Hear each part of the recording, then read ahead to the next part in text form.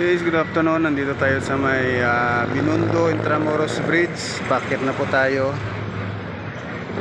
Bakit na po tayo sa Binondo Intramuros Bridge.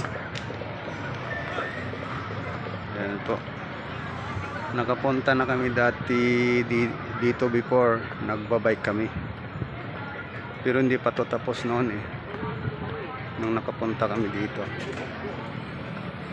Ngayon tapos na siya, dinadaanan na lahat-lahat. Ito dating daanan na to, hindi to pinapadaanan dahil ginagawa pa lang to.